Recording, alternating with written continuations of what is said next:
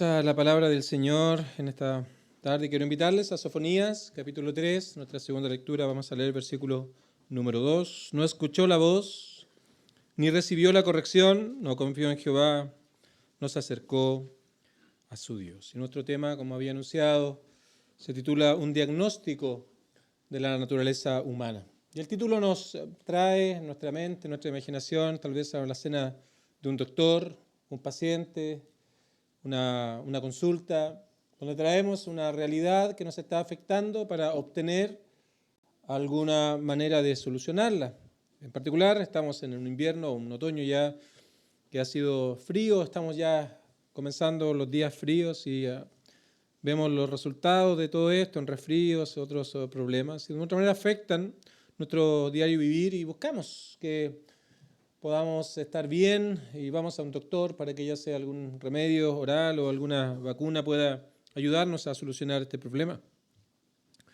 Entonces, cuando venimos a analizarlo desde el punto de vista espiritual, debemos preguntarnos por qué debemos confiar en el diagnóstico divino, por qué deberíamos prestar atención a lo que Dios tiene que decirnos, ya no con asuntos externos o problemas de carácter del cuerpo en sí, sino con respecto al alma, a nuestra realidad interna, al estado de nuestra vida delante de nuestro Dios.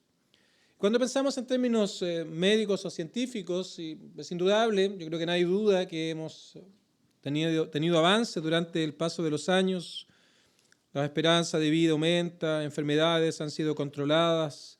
De una u otra manera hemos visto cómo estas cosas van dándonos una mejor manera de vida, proveyendo también cosas preventivas que nos ayudan a poder tener un mejor pasar en ciertas épocas del año. Entonces ha ido mutando. Pero cuando venimos al área espiritual y vamos delante del Señor, el diagnóstico va a seguir siendo el mismo. Cuando médicamente analizamos en los años 50 aspectos de la mente o aspectos de carácter como estas enfermedades psiquiátricas, muchas veces eran consideradas gente dignas de muerte, se mataban hace décadas atrás. Hoy día los avances de la ciencia permiten enfrentarlo de una manera diferente. Así que va mutando de acuerdo a los descubrimientos o avances que se va teniendo, entendimiento del mismo cuerpo. Pero en aspectos espirituales debemos entender que nuestro Dios, bajo su diagnóstico, siempre ha sido el mismo. Siempre ha mostrado que el problema del hombre ha sido el mismo, porque es un problema que es a toda la raza humana sin excepción. Así que esta es una verdad a la cual no debemos ser indiferentes y debemos comenzar pensando en este mensaje con respecto a esta verdad, que Dios nos conoce de manera plena, de manera completa. No hay nada que podamos ocultar delante del Señor, tanto externamente, las cosas que son visibles, como también internamente. Tanto los actos que se realizan como también las motivaciones por las cuales esas cosas se realizan. No hay nada que podamos esconder delante del Señor. Todo es su libro abierto delante de Él. Así que Él nos conoce. Es una verdad que debe estar guardada con claridad en nuestra mente. Cuando, por ejemplo, viajamos en un avión, vamos a algún lugar X y llevamos nuestra maleta de mano, la pasamos por los rayos X, uno puede llevar cosas ocultas allí. Puede llevar metido entre medio, tal vez ha habido un programa que aparecía en internet, se llama Alerta, algo así, donde la gente quería violar las leyes y escondía cosas en sus equipajes, pero por medio de todas estas tecnologías le permitía identificar lo que llevaban allí y finalmente eran detenidos y eran procesados de acuerdo a las leyes de cada país. Así también es nuestro Dios. Estas cosas son imperfectas, se cree que un menor porcentaje de cosas son las que se descubren, pero delante de Dios no hay nadie que pueda esconderse delante de Él. Aquellas cosas ocultas, de aquellas cosas que creamos que estamos a salvo, que podemos esconder de personas, Dios las conoce sin excepción. Y precisamente de esto es lo que se nos está hablando en este pasaje. En particular le está hablando a Jerusalén, versículo 1, ahí de la ciudad rebelde, contaminada y opresora. Jerusalén es la ciudad donde Dios era conocido de manera muy especial, muy particular, donde su nombre era exaltado, su nombre era bendecido. Pero esta misma ciudad ahora es caracterizada como una ciudad rebelde, como una ciudad contaminada y como una ciudad opresora. Esa es la descripción que se hace en el versículo número 1. Pero obviamente vemos aquí una hermosa descripción y se nos ilustra de manera tremenda lo que es también la realidad de cada uno de los seres humanos. Tenemos un propósito por el cual hemos sido creados, un propósito de honrar a Dios, un propósito de vivir para la gloria de Dios, un propósito de obedecer los mandatos de Dios, de amarle y por medio de esto encontrar dicha, paz y verdadera felicidad. Pero tal como esta ciudad que estaba llena de bendiciones, estaba el templo donde la presencia del Señor la veían de una manera especial, el hombre ahora no le da gracias al Creador, más bien vive de una manera indiferente a Él. De hecho, el apóstol Pablo en su carta a los Romanos habla acerca de la realidad del hombre, cuando habla del declive moral del hombre a partir del verso 18, en el versículo 21, dice, pues habiendo conocido a Dios. ¿Cuál fue la realidad de estos hombres? No le glorificaron como a Dios, ni le dieron gracias, sino que se envanecieron en sus razonamientos y su necio corazón fue entenebrecido, profesando ser sabios, se hicieron necios y cambiaron la gloria de Dios incorruptible por asuntos que son corruptibles. Entonces el hombre, debiendo obedecer a Dios y vivir para la gloria de Dios, buscó simplemente ser autónomo de Dios, vivir de acuerdo a su propia manera de entender la vida, dejando y abandonando el propósito para el cual fuimos creados. Y desde ese momento entonces una espiral moral descendente comenzó a venir, producto de la caída del hombre en el huerto del Edén por el pecado de nuestros primeros padres, que fue traspasado de generación en generación. Así que este pasaje habla de Jerusalén en el contexto, pero a la vez es un hermoso diagnóstico y claro diagnóstico de lo que es la naturaleza humana, en particular desde la caída del huerto del Edén. Así que creo que hacemos bien en venir a recibir el diagnóstico divino, un diagnóstico de nuestra naturaleza. Así que cuando uno va al doctor le pregunta, bueno, ¿qué pasa? Y uno le empieza a contar ciertas circunstancias, tal vez es que estaba jugando fútbol y me quebré un pie, o estaba haciendo un deporte y pasó esto, otro. Entonces, de esa manera ahora viene el diagnóstico luego. Empezamos a mostrar las circunstancias que rodearon algún accidente o alguna enfermedad. Y eso es lo que hace el Señor aquí, mostrando cuáles fueron las causas y cuáles son las consecuencias de esta vida lejos de Dios. Y este es el diagnóstico. Está en el versículo 2, está allí compilado a nivel personal, luego en el versículo 3 los impactos sociales que puede tener esto, pero nos vamos a centrar en el versículo número 2 para hablar acerca de la naturaleza humana en un contexto general. Así que es un diagnóstico cuádruple. Tenemos las características de una vida sin Dios, las características de una vida que está alejada de Dios y vive para sí mismo, autónomo de Dios, no honrando al Señor y no cumpliendo el propósito para el cual Dios nos ha creado. Así que veamos en primer lugar el diagnóstico que Dios hace acerca de la naturaleza humana. En primer lugar, no escuchó la voz. No escuchó la voz de Dios, las advertencias de Dios, los llamados de Dios. Ellos no prestaron atención al profeta cuando estaba hablándoles y llamándoles al arrepentimiento. Así que se caracteriza por ser una naturaleza que es desobediente a Dios. Ahora, esto no se refiere a una voz audible, por cierto. No se refiere a que Dios va a venir con una voz que podamos escuchar con nuestros oídos humanos, algo que muchos buscan. De una otra manera, las personas buscan cierto tipo de experiencias místicas o de estos asuntos, como de esa manera realmente van de creer en el Señor. Pero Dios habla de diferentes maneras. Dios nos habla por la creación, dice, los cielos cuentan la gloria de Dios, el firmamento anuncia la obra de sus manos, así que la miramos, hermosa, maravillosa, todo funciona de manera tan hermosa, armoniosa. Así que también Dios nos habla y nos llama a razonar por medio de la naturaleza, de lo creado.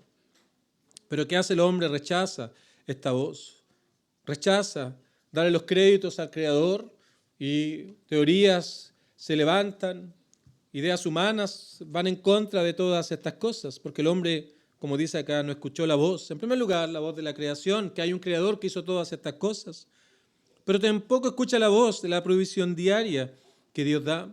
Él provee el alimento, Él provee el aire que respiramos, nos provee la vida día tras día. En la mañana nos levantamos, respiramos, podemos disfrutar una nueva jornada, pero nos olvidamos de aquel que nos ha dado la vida. Así que nos olvidamos, rechazamos que Dios es el dador, rechazamos que de Él vienen todas las cosas, rechazamos que de Él viene toda bendición. No le damos el crédito, olvidamos al Creador, olvidamos al dador y nos jactamos de las propias capacidades que nosotros tenemos y reemplazamos a Dios por nuestra propia manera de hacer las cosas. Luego también Dios nos habla por medio de los eventos del mundo, por los desastres que ocurren día tras día, semana tras semana, mes tras mes, enfermedades, desastres naturales, tormentas, truenos, relámpagos, guerras, asesinatos, que todo eso lo manifiesta la Biblia como una demostración del pecado. Muchas personas, por cierto, que culpan a las guerras, a ciertas guerras, culpan a Dios. La religión, Dios es el culpable de todas las guerras. Eso es una excusa bastante absurda, porque no es Dios, es básicamente el deseo del hombre por tener más riquezas, el deseo del hombre de tener más y más y más y más, y no le causa ningún problema ponerle el pie encima a otras personas o a otros pueblos o naciones con tal de querer más hacia ellos. Así que el hombre no considera, rechaza, no toma en cuenta el poder de Dios en estas cosas. El hombre no quiere escuchar a Dios. Nos habla por su ley moral, los 10 mandamientos, los estándares de Dios escritos en el corazón, en el ser humano, en la conciencia. Pero continuamente los hombres rechazan, buscan apagar estas cosas y reemplazar esa verdad de Dios con ideas del mundo, con su propia manera de entender la vida. Por la palabra escrita, la palabra de Dios, las sagradas escrituras.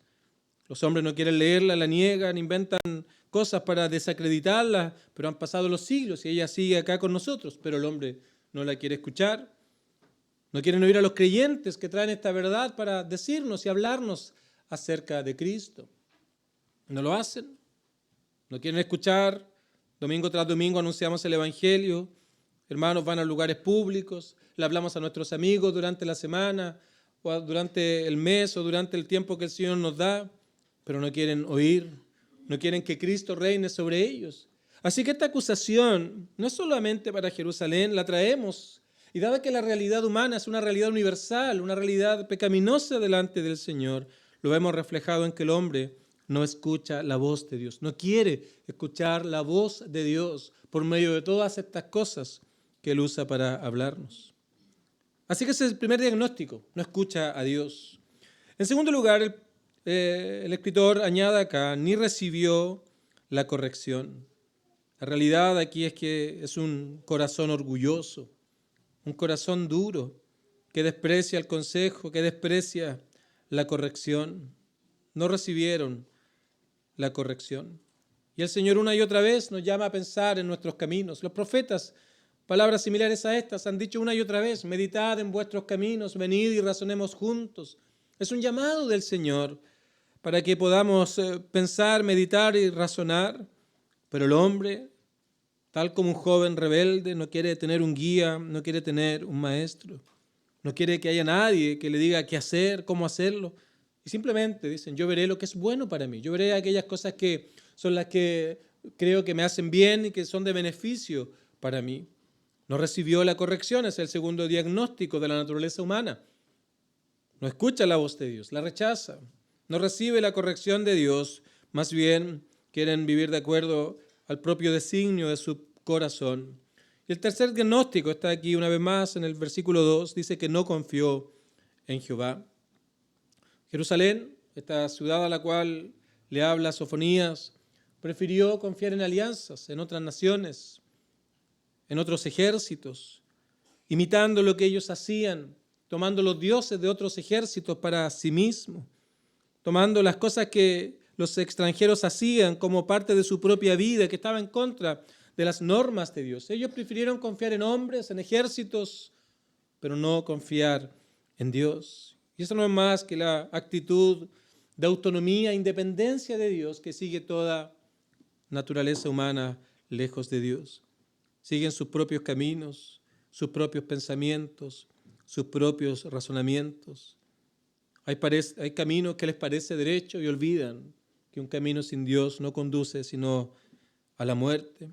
Esto les trae un falso sentido de seguridad, un sentido de paz y tranquilidad que es superficial, un sentido de ser fuerte y de ser importante. La preferencia de ir tras el punto de vista mayoritario del mundo le trae una tranquilidad de conciencia, hago todo lo que todos hacen, ¿cómo eso va a estar mal siguiendo la mayoría? No examinan su corazón, no confían en Jehová, no piensan en la eternidad, solo hacen lo que desea su corazón sin ningún control. Y el cuarto diagnóstico es: no se acercó a su Dios. Y esta es la consecuencia del pecado: separa al hombre de Dios, lo mantiene lejos de Él. Así que ¿de qué manera el hombre busca tapar esta realidad? Creando más barreras, creando más cosas que por medio de su pecado, su actitud, su actividad, su pensamiento, su motivación y todo, para estar lejos de Dios. Y cada pecado, cada actitud, cada pensamiento nos aleja más y más de Dios.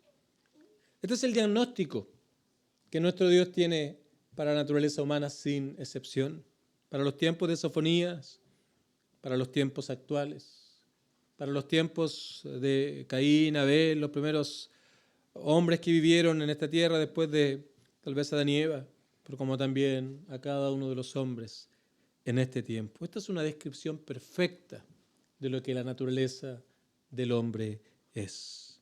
No escucha la voz de Dios, no quiere prestar atención a Dios, no recibe la corrección de Dios, quiere ser autónomo de Dios, no confía en Jehová, confía en sus propias capacidades, en sus propios medios. Y por último, no quiere estar en comunión con Dios, no quiere acercarse a Dios, no quiere vivir para Él. ¿Cuál es el remedio en esta terrible realidad? ¿Cuál es la manera en cómo podemos enfrentarnos a esta condición tan terrible? ¿Cómo es que el hombre puede de esta situación tan lamentable ahora poder disfrutar de la dicha, la verdadera paz y la verdadera felicidad de una vida que sea completamente opuesto a esta vida? ¿Cómo podemos ahora disfrutar la voz de Dios? ¿Cómo podemos gozarnos en la corrección de Dios? ¿Cómo podemos vivir una vida que confíe en Dios y anhelar la comunión con Dios? Así que lo que hace el médico luego de dar este diagnóstico es darnos la receta, darnos la medicina. Así que tenemos aquí en primer lugar la primera conclusión que va a sacar el médico, que estas características mostradas aquí en el versículo número 2 se deben a un problema mayor, que es el problema del pecado del hombre. Es como que el médico dijera: ok, mira, tú no escuchas la voz, no recibes la corrección, no confías en Jehová, no te acercas a tu Dios. Y esto no es más que la demostración del problema real del hombre, que es el pecado que mora en él. Así que lo primero que entrega el médico es el problema verdadero, que es el pecado, esa transgresión a la ley de Dios, desobediencia a las normas santas y justas de Dios. Todo lo que la Biblia llama pecado, apartarse de los mandatos de Dios y vivir para sí mismo. Esa es la realidad y se ve reflejado en estas características, en el diagnóstico que ha hecho en el versículo número 2. En segundo lugar, nos habla de las consecuencias del problema, que es la separación de Dios, que se manifiesta una vez más en el versículo número 2. Y eso es lo que el Señor anuncia también en todo este contexto, las consecuencias eternas del pecado. Vamos al versículo 8, por favor.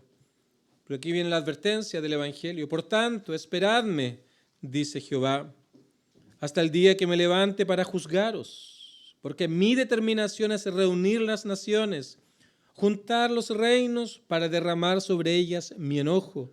Todo el ardor de mi ira, por el fuego de mi celo, será consumida toda la tierra. Así que en otras palabras, el médico, luego de dar el diagnóstico y dar las razones, el problema mayor que es el pecado, dice las consecuencias del pecado, que la paga del pecado es la muerte. Tal vez te has enfrentado a alguna noticia de este tipo.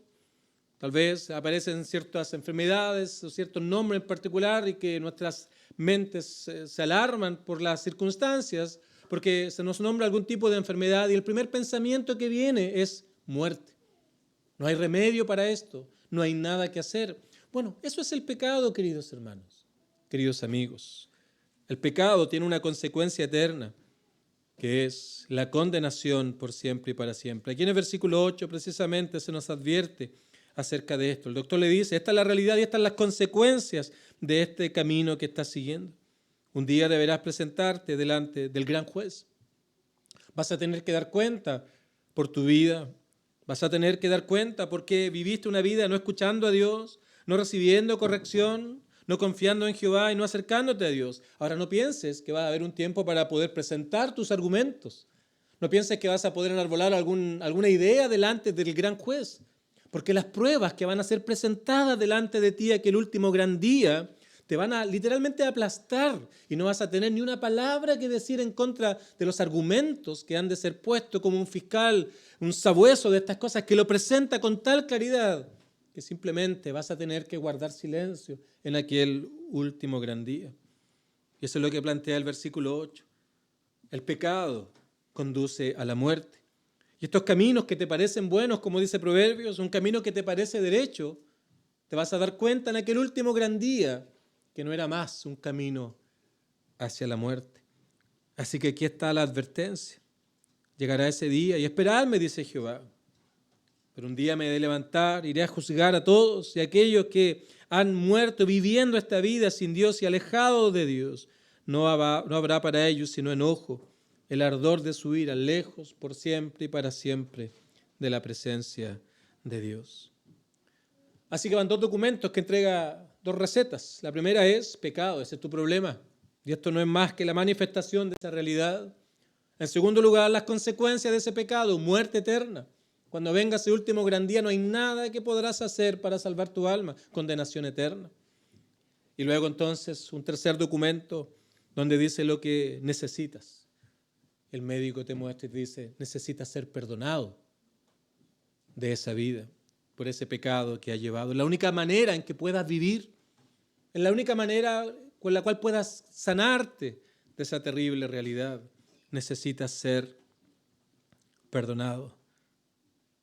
Y un cuarto documento es cuando el médico escribe la manera en cómo podemos ser perdonados. Llama nuestra atención a lo que necesitamos y ahora escribe cómo puedes obtener perdón. Y hay una palabra escrita allí nomás. Y esa palabra es Cristo. Todo lo que Él hizo en favor de pecadores. Cuando vino a esta tierra, tomó una naturaleza humana sin dejar de ser Dios. Y luego de varios años fue a la cruz del Calvario. Durante 6 horas estuvo colgado allí. 3 horas hicieron burla, escarnio de él la gente. Las segundas 3 tinieblas cubrieron la tierra. Ya no se oían las burlas, no se oía el menosprecio. Todo eso había acabado, la oscuridad trajeron silencio y en ese momento entonces la ira de Dios por el pecado, el castigo, las consecuencias por el pecado fueron cargados sobre Cristo en el Calvario. Fueron cargadas sobre Él. ¿Para qué? Para que todo aquel ahora, que viviendo en esta terrible realidad, para todo hombre que vive aparte de Dios, no deseando la corrección de Dios, no confiando en Él y no viviendo en comunión con Él, ahora pudieran ser perdonados. ¿De qué manera? En primer lugar, me arrepiento de mis pecados. Señor, perdóname. Tapé mis oídos, no quería escucharte, no quería nada que me controlara, seguía los deseos de mi corazón, amaba lo que hacía, añoraba estas cosas que practicaba. Aquí está, Señor, mi vida. Y allí traerás tus pecados, aquello que en la práctica se ha manifestado, aquellos grandes pecados que han dominado tu existencia, aquellos que han ocupado gran parte de tu vida. Aquí está, Señor, esto es lo que he sido, esto es lo que soy, estas son las cosas que me han dominado, estas son las cosas que impedían que quisiera escuchar tu voz. No quería, porque estas cosas, Señor, me satisfacían. Los deseos de la carne, los deseos de los ojos, la vanagloria de la vida. Aquí está, Señor, me arrepiento. Los confieso delante de ti. Sé que merezco el castigo por estas cosas que he hecho delante de tu presencia. Pero ahora, Señor, mira lo que hizo Cristo y confío en lo que Él hizo en la cruz del Calvario, suficiente para yo ahora ser perdonado. No hay nada que pueda hacer. Lo único que puedo traer delante de ti, Dios mío, es mi pecado, mi maldad, mi indiferencia, mi rechazo. Todo esto lo puedo traer con el único propósito de ser perdonado.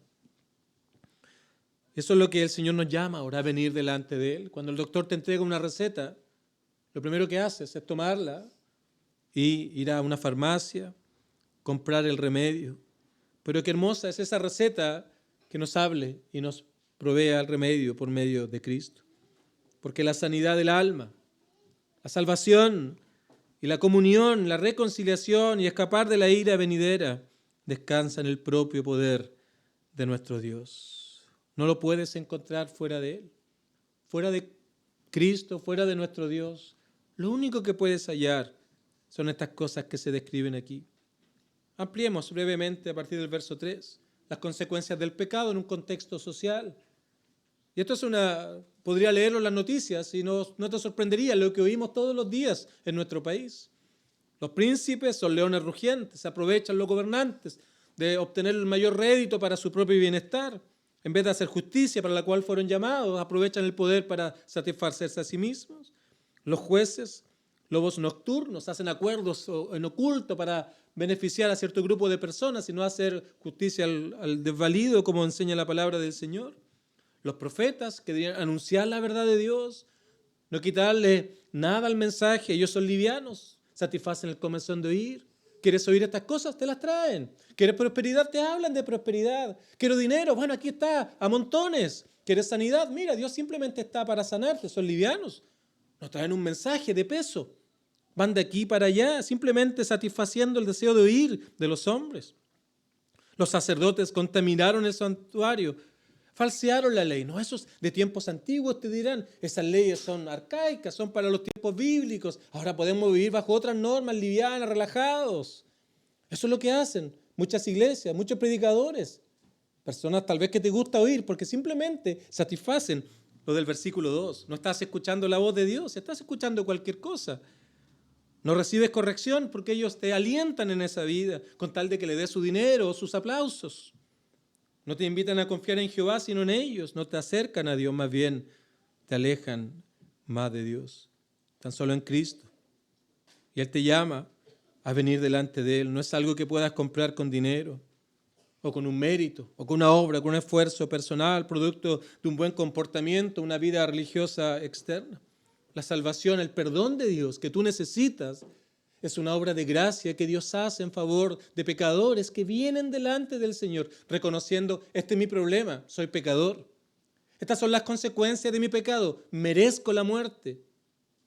Pero Dios mío, sé que tú tienes perdón para dar aún al más grande de los pecadores. Y esto es un regalo de Dios, es un don, es una gracia de Dios. Nada que puedas ganar, nada que puedas merecer.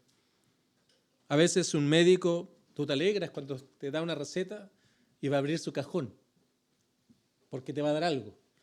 Y dice uno, el primer pensamiento, me voy a ahorrar algunos pesos para comprar el remedio. Y te alegras cuando llegas a tu casa y dice muestra médica, te sirve para unos dos días nomás cuando son 10. Y vas al doctor y te das cuenta que no venden de 8 días, de 10, así que tienes que comprarlo igual. Y respiras algo aliviado, pero se acabará. Y luego necesitarás comprar nuevamente.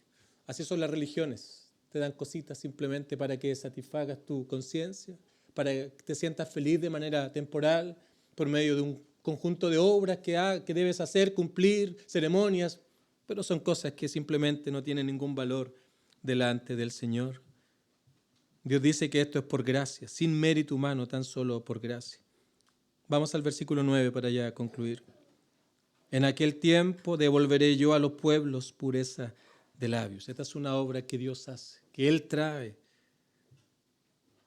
para que todos invoquen el nombre de Jehová, para que le sirvan de común consentimiento. Qué hermoso es este versículo. Es una obra de Dios, Él devuelve. Él trae perdón por medio de Cristo. Pureza de labios, que expresando la pureza del corazón, de la abundancia del corazón habla la boca. Ha cambiado el corazón, un nuevo corazón, una nueva vida, ha sido perdonado. Ahora invocas el nombre de Jehová, ahora anhelas escuchar de Dios, anhelas adorar a Dios, y para que le sirvan de común consentimiento, amas a los creyentes, quieres juntarte con ellos, quieres adorar al Señor junto a ellos, hayas deleite en reunirte con otros creyentes. Y el Señor hizo todo esto cuando vino a esta cruz a entregarse por pecadores. Tomó nuestro pecado sobre sí mismo en la cruz del Calvario, llevando las consecuencias, la muerte, para que nosotros hoy día, por medio de Cristo, podamos tener vida. Queridos amigos, este es el único camino para ser salvo. Así que aquí está una vez más el camino de muerte y el camino de vida. El camino de muerte, ignora a Dios, no consideres a Dios, no confíes en Dios, más bien vive lejos de Dios. Eres joven, te puedes sentir en el vigor de tu fuerza. Recuerda, un día el Señor te ha de llamar a dar cuentas por aquello. Y te vas a dar cuenta ahí tristemente que ese camino no conducía sino a la muerte. Pero también está el camino de salvación, el camino de la gracia, cuando Dios, si venimos delante de Él en arrepentimiento y fe, Él cambiará tu corazón, cambiará tus anhelos, tus propósitos, y vas a anhelar servir al Señor. Todo lo que es diferente al versículo número 2. Fuera de Cristo, queridos amigos, no hay absolutamente nada. Y esta es la maravilla del Evangelio. Si has de estar a cuentas con Dios, si has de ser reconciliado con Dios, si has de ser perdonado, si has de hallar comunión con Dios, si has de alcanzar verdadera paz, verdadera dicha, todo esto no es sino la gracia de Dios, un favor inmerecido que recibimos única y exclusivamente basado en los méritos y la justicia de Cristo, que logró para nosotros por medio de su obra redentora en la cruz del Calvario.